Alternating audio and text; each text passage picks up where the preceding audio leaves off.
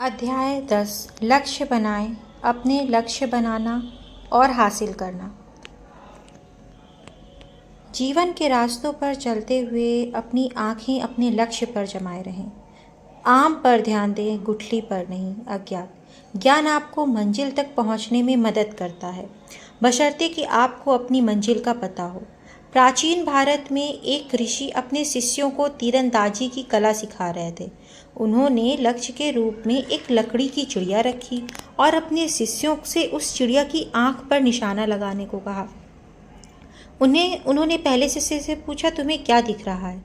शिष्य ने कहा, मैं पेड़, टहनियाँ, पत्ते, आकाश, चिड़िया और उसकी आंख देख रहा हूँ। ऋषि ने उस शिष्य को इंतजार करने को कहा। तब उन्होंने दूसरे शिष्य से वही सवाल किया तो दूसरे शिष्य ने जवाब दिया, मुझे सिर्फ चिड़िया की आंख दिखाई दे रही है। तब ऋषि ने कहा, बहुत अच्छा, अब तीर चलाओ। तीर सीधा जाकर चिड़िया की आंख में लगा। अगर हम अपने मकसद पर ध्यान नहीं लगाएंगे तो अपने लक्ष्य को हासिल नहीं कर पाएंगे। अपने मकसद पर ध्यान लगाना एक मुश्किल काम है, मगर यह एक कला है जिसे सीखा जा सकता है। अपनी नज़र लक्ष्य पर रखें। 4 जुलाई 1952 को फ्लोरेंस चैडविक कैटलीना चैनल को तैरकर पार करने वाली पहली महिला बनने वाली थी। वह इंग्लिश चैनल को पहले ही पार कर चुकी थी। सारी दुनिया की निगाहें उस पर टिकी थी। चैडविक ने घने कोहरे, हड्डियों तक कपकपाती वाली ठंड और कई बार शार्क मछलियों का मुकाबला किया। वह किनारे पर पहुंचने का प्रयास कर रही थी, लेकिन उसने अपने चश्मे से जब भी देखा उसे घना कोहरा ही दिखाई दिया। किनारा न दिखाई देने की वजह से उसने हार मान ली।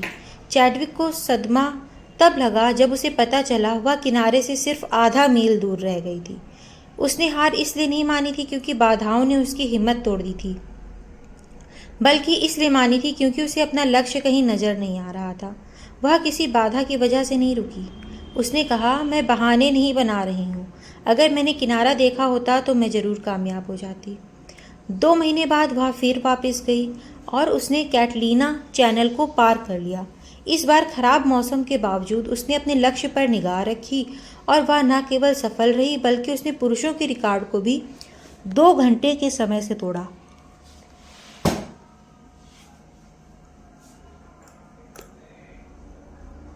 लक्ष्य क्यों जरूरी है? तेज धूप और शक्तिशाली मैग्नीफाइंग ग्लास के बावजूद कागज को आग तब तक नहीं पकड़ सकती जब तक आप ग्लास को हिलाते रहेंगे। अगर आप उसे थोड़ी देर स्थिरता से पकड़कर प्रकाश को फोकस करेंगे तो कागज आग पकड़ लेगा। ध्यान लगाने में ऐसी ताकत होती है। एक बार एक यात्री एक चौराहे पर रुका। उसने एक बुजुर्ग से पूछा, यह सड़क मुझे कहाँ ले जाएगी? बुजुर्ग ने पलटकर पूछा, तुम कहाँ जाना चाहते हो? उस यात्री ने कहा, मैं नहीं जानता। बुजुर्ग ने कहा, तब कोई भी सड़क पकड़ लो, क्या फ़र्क पड़ेगा? कितनी सही बात है। जैसा कि एलिस इन वंडरलैंड में चेशायर कैट एलिस से कहती है, जब तुम जानती ही नहीं कि तुम्हें कहाँ जाना है तो कोई भी सड़क तुम्हें वहाँ ले जाएगी। मान लीजिए कि आपकी फुटबॉल की टीम खेलने के लिए पूरे उत्साह के साथ तैयार है। तभी अचानक कोई गोल पोस्ट और गोल लाइन को हटा देता है। तब खेल का क्या होगा? अब वहाँ कुछ भी नहीं बचा। आप स्कोर कैसे रखेंगे? आप कैसे जानेंगे कि आप लक्ष्य तक पहुँच गए हैं? बिना दिशा के उत्साह उस जंगली आग की तरह है जिससे मायूसी ही मिलती है। लक्ष्य दिशा का एहसास कराते हैं। क्या आप किसी ऐसी ट्रेन या बस में बैठेंगे जिसके बारे में यह ना जानते हों कि वह कहाँ जा रही है? हरगिज नहीं। लोग ऐसी बस या ट्रेन में तो नहीं बैठेंगे। फिर वे जिंदगी के सफ़र में बिना लक्ष्य के चलने को क्यों तैयार हो जाते हैं? सपने। महान मस्तिष्क उद्देश्य से भरे होते हैं और अन्य लोगों के पास केवल इच्छाएं होती हैं। Washington Irving. लोग अक्सर इच्छा या सपने को लक्ष्य समझने की भूल करते हैं। सपने और इच्छाएं सिर्फ चाहत हैं।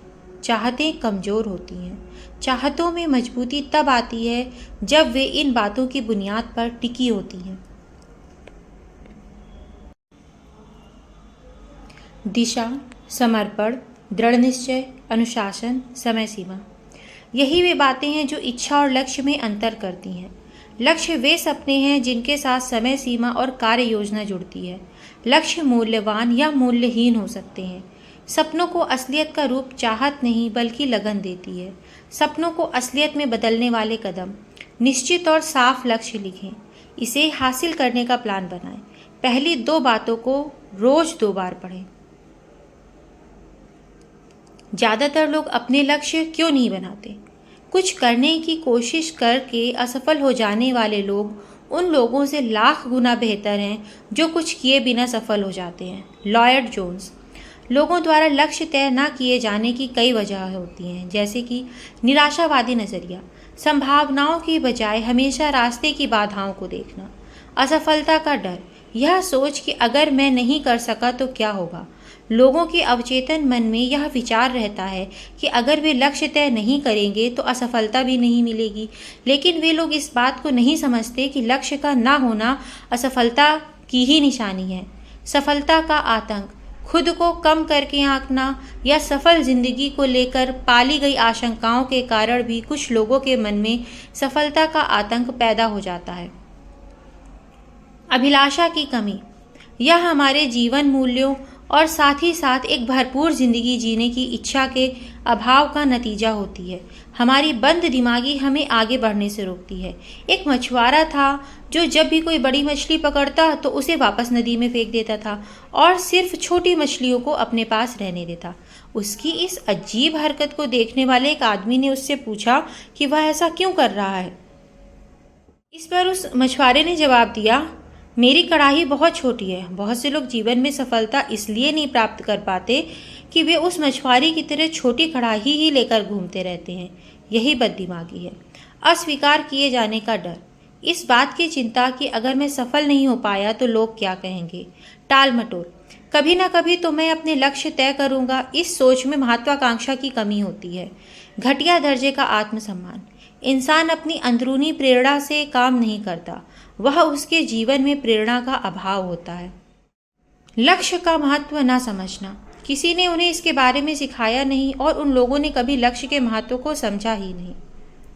लक्ष्य तय करने का तरीका ना जानना, लोग लक्ष्य तय करने के तरीकों को नहीं जानते। उन्हें हर कदम के लिए एक गाइड की जरूरत होती है ताकि वे एक बंधे बंधाए ढर्रे पर चल सके। लक्ष्य तय करने के लिए एक के बाद एक कदम उठाने पड़ते हैं। जब आप हवाई जहाज का एक टिकट खरीदते हैं तो इस पर क्या लिखा होता है? यात्रा प्रारंभ करने का स्थान, कीमत, गंतव्य स्थान, यात्रा शुरू करने की तारीख, श्रेणी, टिकट समाप्ति की तारीख। अगर आप लोगों से जिंदगी का कोई एक बड़ा मकसद बताने को कहें तो वे शायद आपको अस्पष्ट जवाब देंगे, जैसे कि मैं सफल होना चाहता हूँ, खुश रहना चाहता हूँ, अच्छा जीवन गुजारना चाहता हूँ, और यहीं पर रुक जाएंगे। ये सभी कोरे सपने हैं, इनमें से कोई भी लक्ष्य साफ नहीं है। लक्ष्य चुस्त होने चाहिए। स्मार्ट, एस मीन्स स्पेसिफिक, स्पष्ट। मिसाल के तौर पर मैं अपना वजन घटाना चाहता हूँ, यह सिर्फ एक इच्छा है। यह लक्ष्य तब बनता है जब हम यह तय कर लेते हैं कि मैं 90 दिन में 10 पाउंड वजन घटाऊंगा। एम मेजरेबल, मापा जा सके, जिसकी सही माप की जा सके। अगर हम माप नहीं सकते तो हम इसे हासिल भी नहीं कर सकते। मापना ही वह रास्ता है जिससे हम अपनी तरक्की पर नज़र रख सकते हैं। ए अचीवेबल, हासिल करने के काबिल। हासिल करने के काबिल होने से मतलब है कि यह चुनौती भरा और मुश्किल हो तो हो, लेकिन नामुमकिन ना हो, क्योंकि असंभव लक्ष्य हमें निराश ही करेगा। आर रियलिस्टिक, वास्तविक। एक इंसान यदि 30 दिन में 50 पाउंड वजन घटाना चाहे तो यह लक्ष्य बिल्कुल अवास्तविक है। टी टाइम बाउंड, समयबद्ध। काम के शुरू और अंत की एक निश्चित समय सीमा होनी चाहिए। लक्ष्यों की कई तरह की समय सीमा हो सकती है। मसलन नंबर 1, कम समय सीमा 1 साल।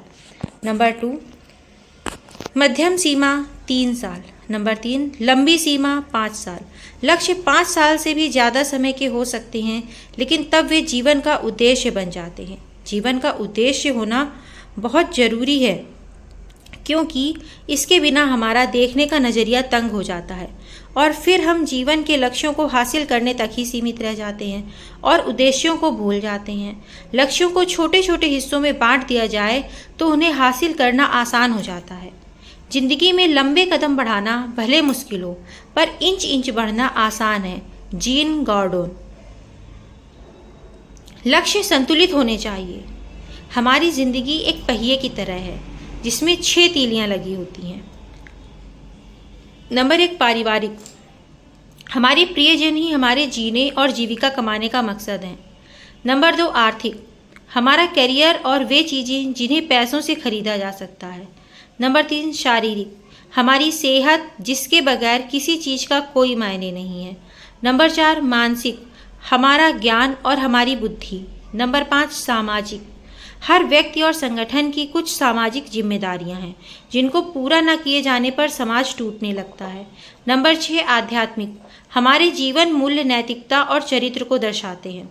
इनमें से कोई भी तीली अपनी जगह से खिसक जाए तो हमारे जीवन का संतुलन डगमगा जाता है। थोड़ा समय निकालकर सोचिए, अगर इन 6 में से कोई एक तीली ना रहे तो जीवन कैसा होगा। संतुलन। सन 1923 में दुनिया के सबसे अमीर व्यक्तियों में से 8 लोग मिले। अंदाजा लगाया गया कि उनकी संपत्ति का जोड़ अमेरिकी सरकार की उस समय की कुल संपत्ति से भी ज़्यादा थी। इन लोगों से ज़्यादा कौन जानता था कि जीविका कैसे कमाई जाती है और दौलत कैसे जोड़ी जाती है। अब आइए देखें 25 साल के बाद इनके साथ क्या हुआ।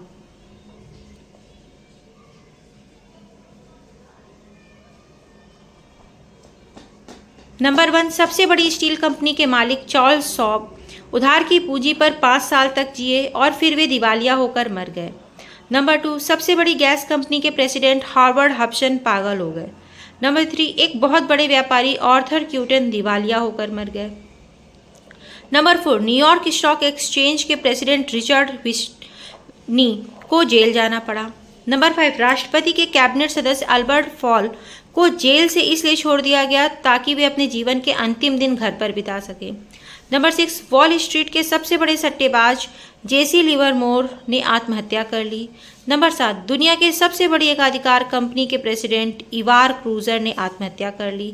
Number 8, bank of international settlement के प्रेसिडेंट लियोन फ्रेजर ने भी आत्महत्या कर ली।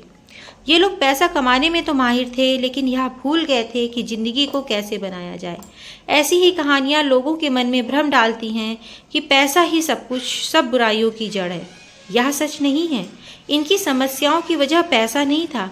पैसा भूखे को खाना, गरीब को दवाई और ज़रूरतमंद को कपड़ा देता है, लेकिन पैसा सिर्फ लेन देन का जरिया है। दरअसल उन्होंने पैसा कमाने के लिए ज़िंदगी की बाकी 5 तीलियों की ज़रूरत को नज़रअंदाज किया और यही उनके पतन का कारण बना। हमें 2 तरह की शिक्षा चाहिए। एक वह जो हमें रोजी रोटी कमाना सिखाए, दूसरी वह जो हमें जीने का ढंग सिखाए। कुछ ऐसे लोग हैं जो अपने काम में इतने व्यस्त होते हैं कि वे अपने परिवार, सेहत और सामाजिक जिम्मेदारियों को नज़रअंदाज कर देते हैं। मज़े की बात यह है कि उनसे पूछने पर कि वे ऐसा क्यों करते हैं, उनका जवाब होता है कि वे यह सब अपने परिवार के लिए ही तो कर रहे हैं। जब हम घर से निकलते हैं तो हमारे बच्चे सो रहे होते हैं। जब हम घर पर लौटते हैं तब भी वे सो रहे होते हैं। 20 साल बाद हम पाते हैं कि वे सभी हमें छोड़कर चले गए। अब हमारा परिवार ही नहीं रहा। बड़े दुख की बात है। संख्या नहीं, गुण। आमतौर पर सुना जाता है कि परिवार के साथ संख्या का नहीं बल्कि गुण का समय बिताना चाहिए, यानी अधिक समय नहीं बल्कि बेहतर समय बिताना चाहिए। जरा इसके बारे में सोच कर देखिए, क्या यह वास्तव में सही है? मान लीजिए कि आप शहर के एक रेस्टोरेंट में गए हैं जहां हाथ में सफ़ेद दस्ताने पहने बगैर इंग्लैंड के बने कांटे चम्मच, फ्रांस की क्रॉकरी, स्विट्ज़रलैंड की चॉकलेट और ऐसी बहुत सारी चीज़ें हैं। आप सुनहरी फ्रेम वाली मेनू उठाकर सीख पर भुने हुए चिकन का ऑर्डर देते हैं। कुछ ही देर में बैरा बेहद लजीज चिकन का छोटा सा टुकड़ा लाकर आपको देता है। आप उसे खाते हैं और पूछते हैं, क्या इतना ही मिलेगा? बैरा जवाब देता है, संख्या से ज़्यादा महत्व गुण का होता है। मुझे उम्मीद है कि आपको बात समझ में आ गई होगी। हमारे परिवार को संख्या और गुण दोनों की ज़रूरत होती है। आप क्वालिटी टाइम पर अपना अधिकार नहीं दिखा सकते। आप ये नहीं कह सकते कि अब हम एक दूसरे के साथ क्वालिटी टाइम बिताएंगे। वास्तविकता यह है कि ज़िंदगी के बेहतर पल ढेर सारे तजर्बे के बीच ही जन्म लेते हैं। बड़े लोगों से जब उनके बचपन की सबसे बेहतर यादों के बारे में पूछा जाता है तो वे उन लम्हों को याद करते हैं जब उनकी माँ ने उन्हें कोल्ड ड्रिंक ला कर दिया था या उनके बीमार होने पर कोई कहानी पढ़कर सुनाई थी। दोस्तों और परिवार के लोगों के साथ बिताई गई दुनियादारी की ज़िंदगी के बीच ही वे कीमती पल भी आते हैं जब आपने आपस में हंसी मजाक किया होता है, एक दूसरे के एहसासों में भागीदारी की होती है, किसी ने मुस्कुरा कर ठीक उस वक्त आपका उत्साह बढ़ाया होता है जब आपको उसकी बेहद ज़रूरत होती है, या किसी दोस्त ने आड़े वक्त में मदद की होती है। सेहत। पैसा कमाने के चक्कर में हम अपनी सेहत खो बैठते हैं और खोई हुई सेहत को पाने के चक्कर में अपना पैसा। इस तरह पैसा भी चला जाता है और सेहत भी। सामाजिक दायित्व। पैसा कमाने के चक्कर में हम अपने सामाजिक दायित्वों को नज़रअंदाज करते हैं और समाज में गिरावट आने देते हैं। हम यह नहीं सोचते कि किसी दिन खुद भी इस हालत के शिकार बन जाएंगे। अपने लक्ष्यों को जांचे परखें। जो इंसान किसी चीज़ पर निशाना ही नहीं लगाता वह चूकेगा क्या। लक्ष्य छोटे बनाना ही सबसे बड़ी गलती है। जीतने वाले लक्ष्य को देखते हैं और हारने वाले रुकावटों को। हमारे लक्ष्य इतने बड़े होने चाहिए कि हमें प्रेरणा दे सकें, मगर असलियत से इतनी भी दूर ना हो कि हम निराश हो जाएं।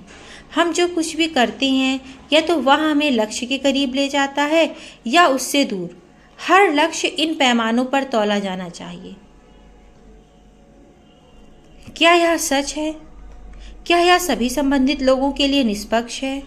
क्या इससे मुझे ख्याति मिलेगी? क्या यह मुझे सेहत, धन और मन की शांति देगा? क्या यह मेरे दूसरे लक्ष्यों के अनुकूल है? क्या मैं अपने आप को इसके लिए वचनबद्ध कर सकता हूँ? नीचे लिखे उदाहरण इस कसौटी पर खरे नहीं उतरते। नंबर 1, अगर मेरा लक्ष्य सेहतमंद बनना हो लेकिन जेब में पैसा ना हो तो यह बिल्कुल साफ है कि यह व्यवहारिक नहीं है। इसका मतलब यह है कि इसका तालमेल हमारे दूसरे लक्ष्यों के साथ नहीं है। नंबर 2, एक इंसान दुनिया में जितना चाहे धन कमा सकता है, लेकिन अगर वह अपनी सेहत और परिवार को खो देता है तो क्या उस धन की कोई कीमत है? नंबर 3, कोई व्यक्ति नशीली दवाएं बेचकर करोड़ों रुपए कमा सकता है, लेकिन फिर उसे बाकी जिंदगी कानून से भागते हुए बितानी पड़ेगी। इस तरह का व्यवहार गैर कानूनी, सामाजिक जिम्मेदारी से परे और मन की शांति तथा ख्याति को छीनने वाला होगा। ऊपर बताए गए 6 सवालों की कसौटी पर परखें और यह निश्चित कर लें कि उनमें आपस में तालमेल है। बिना कर्म के लक्ष्य खोखले सपनों की तरह होते हैं। कर्म ही सपनों को लक्ष्यों में बदलता है।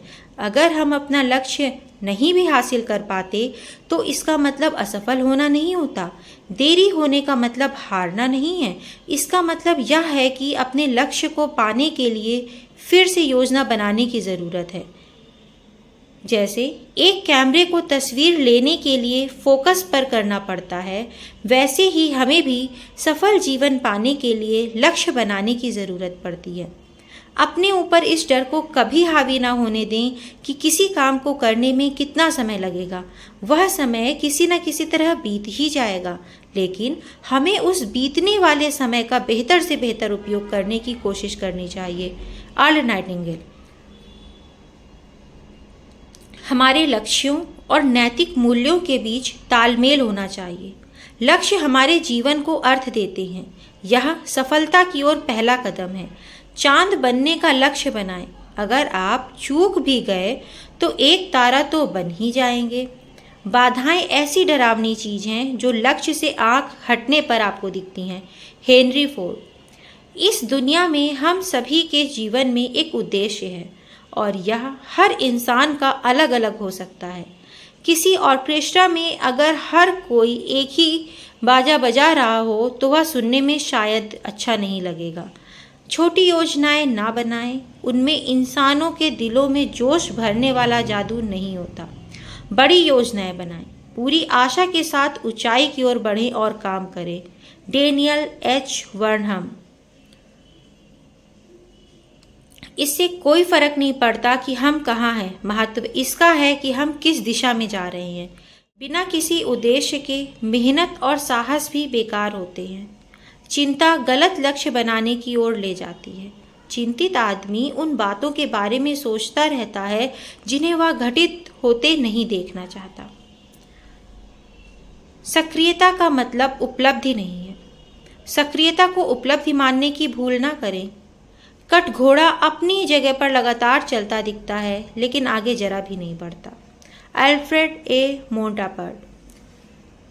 सक्रियता और उपलब्धि में बहुत फर्क है। एक फ्रांसीसी वैज्ञानिक फेब्र ने इस बात को भेड़चाल वाले कैटरपिलर के साथ एक प्रयोग करके दिखाया। कैटरपिलर्स अपने सामने वाले की नकल करते हुए आंखें मूंद कर चलते हैं। फेब्रे ने उन्हें एक फूलदान के घेरे में इस तरह से रखा कि सबसे आगे वाला कैटरपिलर वास्तव में सबसे पीछे वाले कैटरपिलर के ठीक पीछे रहे। फिर उसने चीड़ के कांटे, जो कैटरपिलर का भोजन है, उसे फूलदान के बीच में रख दिए। कैटरपिलर उस फूलदान में एक घेरे में ही घूमते रहे। आखिरकार 1 हफ्ते तक चक्कर लगाने के बाद वे थकान और भूख से मर गए, जबकि खाना उनसे कुछ ही इंच दूर था। हमें कैटरपिलर से सीख लेनी चाहिए। सिर्फ काम करते रहने का मतलब यह नहीं है कि आप कामयाबी की तरफ बढ़ रहे हैं। हम हर किसी को अपने काम को परखते रहना चाहिए ताकि हमारे काम का फल भी मिल सके। एक आदमी अपनी पत्नी के साथ गाड़ी चला रहा था। पत्नी ने कहा, प्रिय, हम लोग गलत दिशा में जा रहे हैं। पति ने जवाब दिया, कौन परवाह करता है, हम बिफोर टाइम चल रहे हैं। अगर हम सिर्फ रफ्तार और काम करने को कामयाबी समझ बैठे तो हमारी गाड़ी तो बहुत अच्छी चलेगी, मगर हम कहीं पहुंचेंगे नहीं। निरर्थक लक्ष्य। किसी किसान का एक कुत्ता सड़क के किनारे बैठकर आने वाली गाड़ियों का इंतजार करता रहता था। जैसे ही कोई गाड़ी आती, वह भौंकता हुआ उसके पीछे दौड़ता। एक दिन उसके पड़ोसी ने उस किसान से पूछा, क्या तुम्हें ऐसा लगता है कि तुम्हारा कुत्ता कभी किसी गाड़ी को पकड़ पाएगा? उस किसान ने जवाब दिया, सवाल यह नहीं है कि वह किसी गाड़ी को पकड़ पाएगा, बल्कि यह है कि अगर पकड़ पाएगा तो वह क्या करेगा। बहुत से लोग उस कुत्ते की तरह ही निरर्थक लक्ष्यों के पीछे भागते रहते हैं।